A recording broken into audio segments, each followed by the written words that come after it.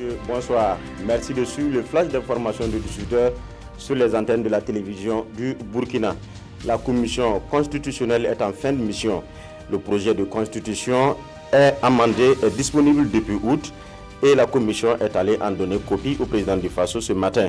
C'est un projet constitutionnel consensuel puisqu'il a fait l'objet d'amendements des Burkinabés de l'intérieur comme ceux de l'étranger. Il pourra maintenant être soumis à la sanction du peuple par référendum pour le passage à la 5e République.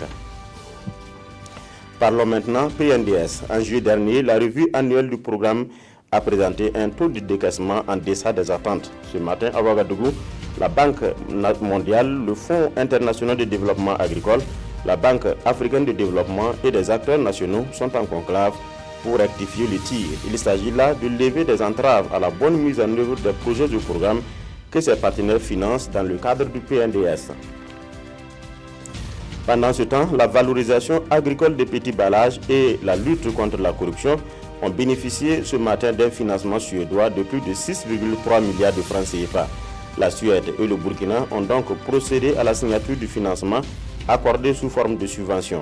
Cette subvention permettra donc d'aménager des bas-fonds agricoles et de renforcer la structure organisationnelle de l'autorité supérieure de contrôle d'État et de lutte contre la corruption.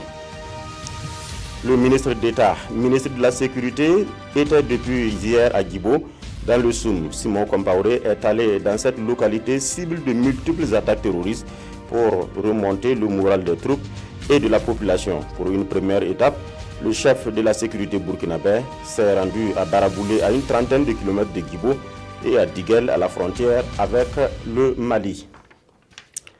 Au Zimbabwe, la grande muette gronde la ZANU-PF, le parti au pouvoir, pour le limogeage du vice-président du pays. Hier, dans une brève déclaration, le chef de l'armée zimbabwéenne a fait une sortie inédite pour appeler à la fin immédiate des purges contre les vétérans de la guerre de l'indépendance ralliés au vice-président limogé. Constantino Chiwaga voit donc dans ces limogeages la main de la première dame Grace Mugabe, elle aussi dans le starting block pour succéder à son mari Robert Mugabe.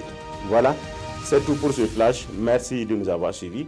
À 19h30, la RTV vous propose le match Burkina-Cap-Vert, un match comptant pour les éliminatoires de la Coupe du Monde Russie 2018.